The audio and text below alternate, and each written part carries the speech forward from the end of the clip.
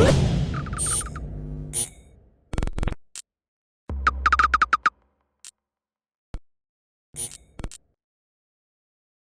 is Andy Purewal for Boxing Social in association with Betfred, and I'm delighted to be joined by Sky Sports' Adam Smith over Zoom. Adam, first and foremost, how are you doing?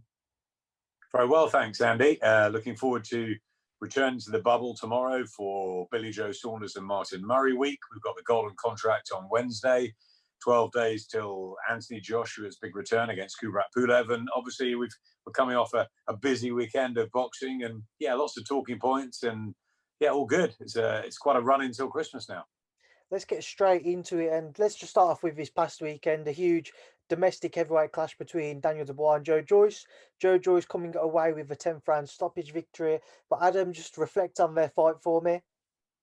Yeah, listen, I thought it was a massive match, a great fight. You know, it was one we've been looking forward to for a long time. And I'm really glad that Eddie decided, and Sky as well, that there'd be no show, nothing to go up against it. It was brilliant. We could all sort of put our feet up and watch what was, it was a highly anticipated heavyweight matchup. And to see sort of, maybe whether Daniel Dubois was ready for the big league or whether Joe Joyce had been slightly overlooked and had that bit of extra experience. Obviously, Dubois, a hot favourite going in. And, I think along with the majority, I think, of critics, I sort of felt Dubois would win within 6 rounds or Joyce would turn the tide late on. And as the fight went on, I just felt that Joe's tactics were really good. He'd implemented the jab well. I just think he looked a little bit more experienced and seasoned. And I think Daniel, when the initial power, he didn't box badly. I mean, he was probably winning the fight at the time of the stoppage. He was certainly close, but he won plenty of rounds. I just think that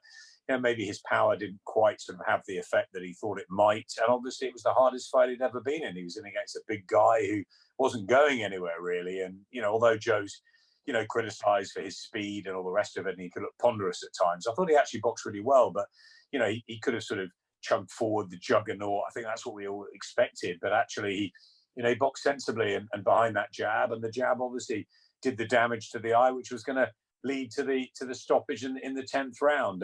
I was surprised, like most people, that it was done there and then. I felt in a couple of rounds before that Dubois was just starting to struggle a bit, and that may have been down to the eye, but it could have been down to the fact he was in a hard fight for the first time. And I've seen all the talk online that people are calling him a quitter and all that. And I think that's really, really hard for anyone that's not a fighter to say. I think it's a difficult one for him to take. He's the one in there. He decided at that time that he couldn't cope with whatever pain it was. Maybe he was thinking a long-term injury. Maybe he was just thinking, save myself for another day. Maybe he was struggling with the whole pace of it. Who knows? That's only something he can answer.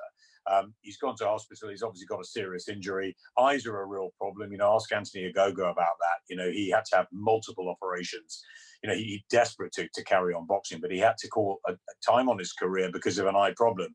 We saw what happened with Kell Brook. He'd had an eye issue against Gennady Golovkin. He had it again against Errol Spence. And you don't know in the heat of battle and to decide what makes a fighter do what they do.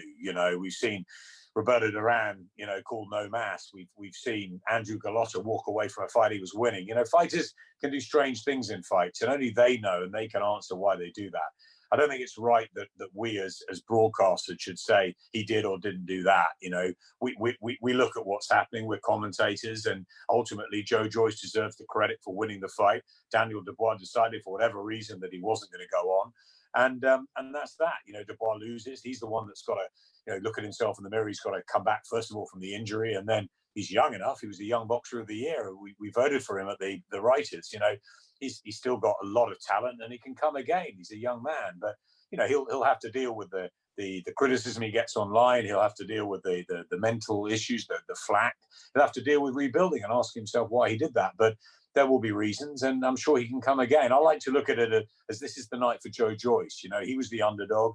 He was the one that was sort of not written off, but expected to be the test for Dubois as Dubois moves on. And he, he's a triple champion, and he's got a massive future now. And even though he's older, he's got big fights with Usic, and you'd love to see him in with a lot of heavyweights now. He's got a bright future, and for Dubois, he still has as well. He'll come again, and I think it's hard. And I can understand, fighters like Tony Bellew coming out and saying, what they believe. You know, Tony said it straight after the Kell Brook fight against Errol Spence. And, you know, if they in their career haven't been approached by that, or certainly can't see that, you look at Deontay Wilder, you know, sacking Mark Breland, saying Mark Breland shouldn't have done that. I never want the towel put in.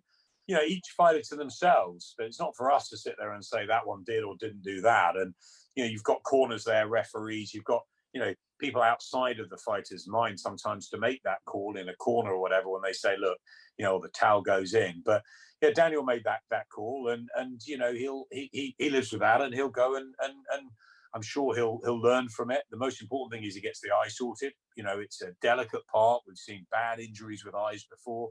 The Eubank against Carl Thompson at the end, he couldn't see out of it. You know, and you know, there's either referees or corners, and in that case, it was Daniel's decision to not get up. And I can understand the criticism from people, but you know, let's due respect their fans watching, and they're not the fighters in battle. And you know, I was talking to Johnny earlier, and Johnny goes, you know, let's not jump on him, because who knows? He said, in my career, if that had happened to me, I might have stayed down as well. You don't know. And it's very difficult. It's a hard one, but I like to look at it that it's a Joe Joyce win.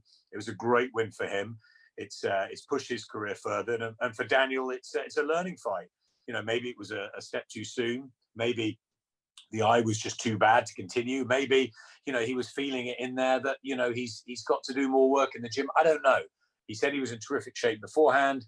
You've got to take your word for it. But I think as the fight evolves, you know, we find out, and we'll only know truly about Daniel Dubois when he comes back from it. It's all about coming back from a defeat. It's not the end of the world. Get the eye sorted, dust yourself down, and get back on it. You know, and for Joe Joyce, let's applaud him for what he's been through, and the fact that he's come out and as a big champion now, and a threat to the heavyweight division, and good on Joe. But Daniel will come again, and I don't like to look on the, you know, just jump on him and give him all the criticism, because, you know, it's what he decided in the spur of the moment, and he decided that, and he's the one that's got to look at that and accept that, and him and his team are going to, I'm sure, you know, rebuild from it, and they will, and he'll come again. And if Daniel can prove in the future that he can become a big champion and stuff, he'll say, look, I made the right call there. Very difficult in the minutes and hours afterwards. You know, I know Carl Frampton was very vocal. He called me up. He said, look, I thought he quit,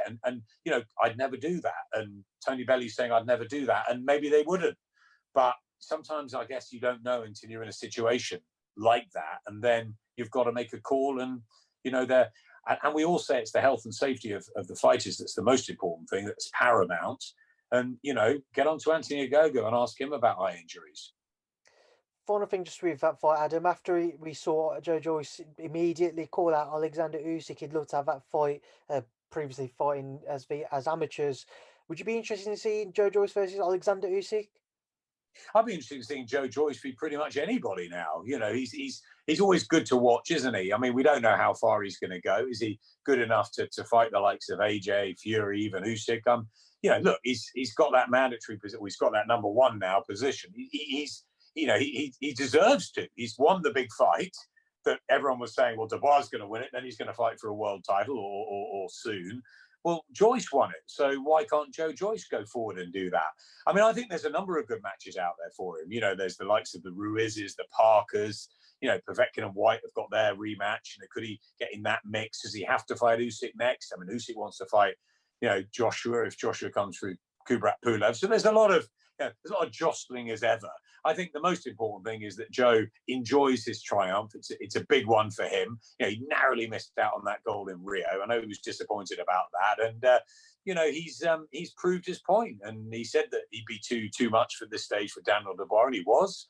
You know, and whatever the situation of the stoppage and the defeat for Dubois, let's give Joe a lot of credit, and I can't wait to see him in a fight with I would pick 10 or 15 fighters he could go in with, which I'd like to see, because he's got that style which is always going to be exciting to watch, and it will be fun to see how far he can go with it. Moving forwards, and during the night, Adam, we saw a fight which split opinion up until obviously it happened and took place between Mike Tyson and Roy Jones Jr. I'm positive you'd have watched it, as most of us did, as many people in boxing I know did. But if so, what were your thoughts? As fight fans, as people in the business, you have to watch it, don't you? My thoughts beforehand, you know very well. I wasn't a fan of it. I I wasn't pleased it was happening in many ways. I was pleased that Mike Tyson is in the position. He told me many years ago that, you know, he might not make it to 40 and he might be in a gutter. So I'm pleased at 54 he's still in great shape and he's still challenging himself. And I guess I'm more content with the fact that he fought Roy Jones than if he fought somebody, you know, a lot younger than him. But it was an exhibition, wasn't it? Ultimately, yes, of course I watched it, and it was, you know, it was an entertaining show. I mean, you know, Jake Paul, I mean, how do you win 3 times by knockout in the space he did? It was one of the most appalling things I've seen in a ring. I mean, the guy, you know, Robinson was gone after the first one, how he was allowed to go on. But there we go.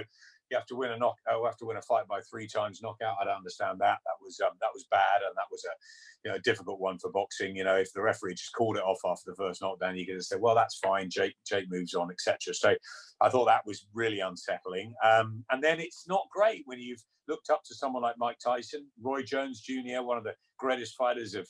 Well, that glimmer of there were glimpses of both of their past. That's what we did see on Saturday night. But yeah, you want to remember them to what they were. You know, Roy went on too long in his career. His peak, he was unbelievable when he went up to heavyweight and beat John Ruiz, and if he'd called it a day then. But of course, he went on too long. Mike had that peak, which was frightening, and the magnetism of being one of the most famous people on the planet, you know, let alone in boxing. So, you know, there's a bit of me that thinks, you know, you lost to Kevin McBride many years ago. It's sad to see. But, you know, look, for what it was, a sort of exhibition, you know, they didn't look too bad. I mean, Tyson, the legs aren't the same. Of course they're not. But at least, you know, they both put a lot of effort in. There were glimpses of the old hooks and whatever, and, you know, and speed that Tyson had, certainly with his hands. And Roy Jones, a bit of movement, you know, but too much holding, too much sort of, you know, just trying to get through it from Jones. It was a little bit exhibition-y, wasn't it? You sort of knew after a couple of rounds you weren't probably going to see a knockout. You didn't know whether they weren't allowed to knock each other, all that stuff beforehand. It was all a bit convoluted and difficult. I think the most important thing for me was that they didn't embarrass themselves. It was you know, it was okay at its level and competitive. And I think that's what you want with matches. It was an exhibition. Let's hope a lot of money went to charity. And, you know, then you get, will it be Lewis, Holyfield, Bowe, all these sort of fighters coming in? Do you want to see that sort of a tour? Not really. It's sort of done now, but I think Mike will carry on. And look, if it keeps him, you know, so to speak, fit and structured and whatever, and he finds other fighters that are willing to do this, then so long as it's, you know, as safe as it can be, we're not again, like, we're not the people to decide sort of what went through Daniel Dubois' mind. We're not the people to say, you know, you can and can't do something. I don't like it. I didn't like it because, like many people, I want to remember what they were like. And I think it's a young man or a young woman's game, you know. When you get to sort of 40, and, you know, there's exceptions. You know, Bernard Hopkins was an exception to the rule, but that was a guy that, you know, he went to bed at lights were out at 9 o'clock every night. You know, he was up at 4:30 in the morning running. He was never ever out of shape.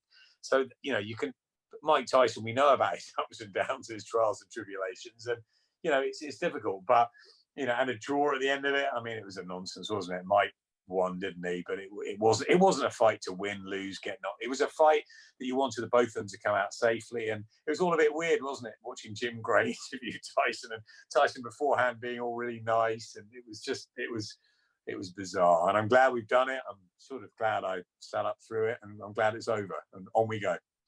On we go, indeed, Adam, and let's move forwards onto the coming show this weekend. Well, there's a couple, but we'll talk about the Sky one with Billy Joe Saunders versus Martin Murray. About that had been slated to take place twice in the past and had been pulled for a couple of different reasons, but it's came around now and it is here now. Your thoughts on what to expect from it? Billy Joe isn't the most active a fighter, hasn't been for the past few years, and Martin Murray, question marks over kind of what he still has left at the world level. So what should we expect to see from that fight? It's a busy week. I'm going to the bubble tomorrow for Billy Joe Saunders and Martin Murray. We've also got the Golden Contract show on Wednesday night, which we're really excited about, with vsickens and Walsh. It's a fantastic fight. And, you know, the Harlem Eubank fight's a really interesting one on that. It's a good card, that. So I'm looking forward to watching that, because obviously we'll be in Saunders-Murray territory at Wembley. But yeah, Friday night's a fantastic night, isn't it? We've got, you know, world title action. Billy Joe Saunders, you know, he nearly got the Canelo fight, didn't he? Very, very close. But we were pleased that Callum got it. So, you know, one of the two got it. And Billy Joe had the fight, you know, lined up with Martin Murray before Callum got the call later on in the year. So he's got to concentrate on this. I agree with you. He's blown a bit hot and cold. He's been a bit inactive. Billy, he wasn't great in LA when he had that platform when KSI fought Logan Paul. So it's a really important night for him. And I think he'll be very focused on this. I think he'll want to make a statement on Friday night. Maybe he'll want to be next in the queue for Canelo, or the winner of Canelo and Callum, or other big fights, Golovkin. There's other big fights out there for him, Eubank again. There's all sorts of stuff, And I think, I don't know, look, I'd like to see a really big competitive fight. And that's up to Martin Murray as well. Martin Murray's got a golden opportunity to go in there. I have so much respect for him. Turned his life around through boxing. He's been a fantastic warrior over the years. Out in Germany against Sturm, could have got that. And, he's almost a nearly man, but, he's always fit and he's focused, and he'll be revved up for this. It's a massive opportunity for him. And, and I'm really expecting a big effort from Martin Murray. As we've seen, there's been some strange results this year. Billy Joe, he's got to be on his game here. He can't overlook Martin Murray. As you say, it was slated before. It's the same fight, but, it's the same attitude as they go in, with the no crowd this time, all of that. Billy Joe's got to deal with a bubble. We spoke to him a couple of weeks ago from the bubble, and he was like, well, I can go home. And I said, no, you're here. You're in it. So, he's a character, isn't he? So how's he going to cope with the isolation and the different sort of, Jamie Moore's obviously been in there before. Look, it's an interesting, it'll be an interesting week with them, but you've got to expect Billy Joe to come through. But I think Martin will give it everything he can. It's a great night again. And obviously it's 8 days out from the big one with Joshua and Pulev. And so, we'll be building up to that. So, yeah, lots of boxing happening this week, and we're very excited about it. Moving through the card, Adam, you got Tennyson versus O'Reilly in an IBF eliminator. Just your thoughts on that? Again, Tennyson, somebody who everybody's excited to see, big puncher, and a lot of expectation on him. Yeah, he's a really exciting fighter to watch, isn't he? Even when he's in defeats, he's been thriller minute. He just loves it. He loves coming forward and having a terror. He's really strong, and he's in with an unbeaten fighter who's going to test him. So that's a really good matchup. Looking forward to it very much so.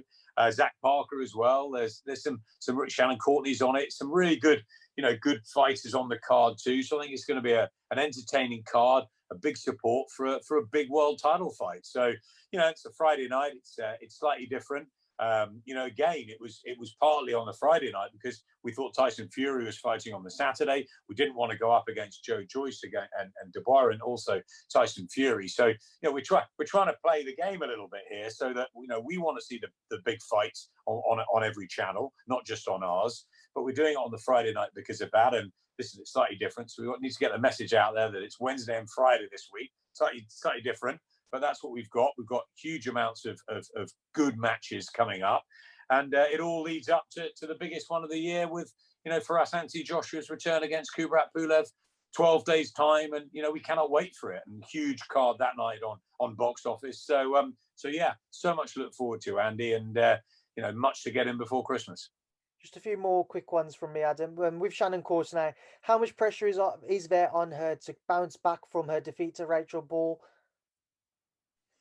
I don't think there's a great deal of pressure. I think it was a really close fight. I think it's a fight that Shannon felt she won. I think it's a fight that a lot of people felt Shannon won, or it was a draw. Rachel Ball got the nod, and Rachel went on, and we saw her win that difficult night after that week with the weight issues and what title will be on the line and all of that. And she went in, and I can't even remember, is it an interim title? I think she's won, but look, she's at the world level now, which is fantastic. Now Shannon, gave her a great fight. You'd like to see that rematch. So. There's pressure every time they get into a ring, but I don't look too much into defeats. My partner, my co-commentator Matt Macklin, was defeated by Andrew Facey very early on in his career, and and Johnny, obviously my great mate and colleague, was beaten 3 times at the beginning of his pro career. So I don't look too much into it. That wasn't a bad defeat. It was just it was a good fight. And we had a lot of fights in Fight Camp where the loser can come on. Sam Eggington lost to Ted Cheeseman, nothing in it. Doesn't matter. Tasha Jonas and Terry Harper fought to a draw. They both come out as winners. It's not. It wasn't bad. If you get a blemish on your record, no bad thing. Shannon should just look and see what Rachel Ball's gone on and done. Look at what Katie's gone on and done. Terry Harper put that fantastic performance in. Chantel Cameron win a world title. Savannah Marshall, maybe the best of the lot. What a win she had. Fantastic. So much has happened since that summer fight with Shannon Courtney and Rachel Ball to give Shannon's so much confidence to go forward. You've got a great mix as well with Rachel Ball. Young Ellie Scotney looked fantastic, didn't she, on her pro debut? Ramla Ali back in on the AJ bill coming up. So loads around that weight category, loads around the lightweights, the sort of super feathers and the Chantel, Terry and Katie category. And then obviously you've got Savannah slightly higher up against Clarissa Shields. That's the fight we want to see for Savannah. So but for Shannon Courtney, she's a great personality. She's very bubbly. She's so dedicated. Terrific story behind her as well, and how boxing sort of saved her in many ways and got her into into the gym. And I like her. She's a bubbly, infectious personality. I can't wait to be in the bubble and sort of finding out what she's feeling. But for her, yeah, it's a fight she needs to win, I'm sure. But I don't see the pressure. I think she just goes in there and does her job, and she's good enough to mix it with these terrific women now. So yeah, Shannon's got a bright future ahead, and she'll be wanting to get back in and get back onto winning ways. But it won't be easy. It never is, and that's the way we like it. Moving away from this Friday, Bill, just get your thoughts on the Walsh-Dickens fight on Wednesday, a fight which again unfortunately fell due to the COVID circumstances. But what do you expect to see in it? Andi, I love it. I love it as a fight. I cannot wait for it. And I'm actually really pleased I'm not working on it because I'll be in the bubble with the Billy Joe fight. So I'm really excited to watch it. Terrific fight. Really disappointed when it fell out of bed before, but obviously the COVID situation, health and safety. It's a terrific final, isn't it? For the final night of what's been a really good golden contract. Really looking forward to it. Really looking forward to the show. And it's a pick 'em, isn't it? And finally, during the night on Saturday, we see Errol Spence return against Danny Garcia. Again, just your thoughts on that one, Adam. Yeah, obviously, Errol Spence, great fighter. I've been watching him since the amateurs, and obviously we've got to know him very well, both in the States when we've seen him, and also in Sheffield when he came over. And and I'm a big admirer of Mikey Garcia. I thought he was would become one of the greats, and maybe that was a weight class too much, or certainly Mikey now settled in that, but it was certainly a big jump up for Mikey Garcia. And listen, Errol Spence was absolutely brilliant against him. We all want to see Spence against Crawford, but Spence against Danny Garcia is a really interesting fight. It's not Crawford, but it's probably the best you can make at this time. And it's like, with Crawford Brook and with Lomachenko and Lopez and with Gervonta Davis and Leo Santa Cruz, great matches being made. It's fantastic. So it's another late night on Saturday, isn't it? What are you doing to me, Andi? We've got our own fights this week. I've only got to get some rest before Joshua Pulev. We've got the kids at home as well. I mean, come on, I've got a Saturday night. It should be watching a bit of, I don't know, Celebrity or Strictly or something like that. What am I doing? We've got to stay up and watch another big fight through the night. But listen, it's all good, isn't it? It's great for fight fans. It's fantastic that there's so many being able to be seen on and broadcasted at the moment, and not just on Sky, on BT and on Fight and on all sorts. So it's premiere. It's great. It's great that there's a Channel 5 as well. I've got a show coming up. There's lots happening, and I think it's really good for boxing fans. Most importantly, for the boxers themselves that are getting this opportunity to go out. And let's wrap this up with, let's have respect for these fighters. They're the ones going out and putting their lives on the line for fans' entertainment. For us promoters, broadcasters. It's Daniel Dubois and Joyce had a great matchup on Saturday night. Let's not be too harsh on the loser here. He'll come again. Let's reflect on the winner and make the fact that Frank Warren put the two together, and it's a fantastic match to make, and that's what we've got to have more of. The best matches. One defeat, whatever the manner, really, is one defeat. They're young fighters. They'll come again. If Joe had lost, he's an older fighter. It would have been a bit harder. But, because Daniel, I think, had all the attention on him, and we're all sort of expecting him, weren't we, to sort of go on and fight for world titles really soon.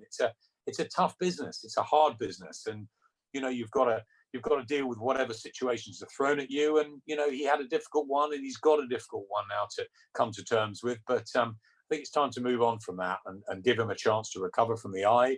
And let's see. And only in months and years to come, when we look back and reflect, will we see if he made the right call or whether he learned from it. So let's see where we go. But my best wishes to Daniel Dubois for a speedy recovery, and congratulations to Joe Joyce on a fantastic win. Really good win. He's a great guy, and he's paid his dues in many ways, in different ways. Long amateur career, and I'm excited about seeing what happens with Joe. But onwards and upwards. Wednesday, Friday. We'll speak soon, no doubt. And then Yeah, the big one next week. Anthony Joshua returning. First time this year. Can you believe it? A year since Saudi against Kubrat Pulev. Very dangerous fighter. Overlooked. You know, we've seen some odd results this year. AJ can't take anything for granted. Kubrat Pulev will be coming to win those world heavyweight titles. And then 2021, we wait and see what happens. Tyson Fury back, Deontay Wilder, Joyce now in the mix, White Povetkin. I mean, that's all for the future. There's plenty to talk about, but isn't it great that boxing's sort of, you know, front and back pages at the moment? 100%, Adam. It certainly is. We will leave that there, though. I'll leave you down to enjoy the rest of your day and get ready for another, 3 or 4 days in the bubble. I appreciate your time as always. Stay safe, and thank you for speaking to Boxing Social. Cheers, Andy. A pleasure. Take care, mate.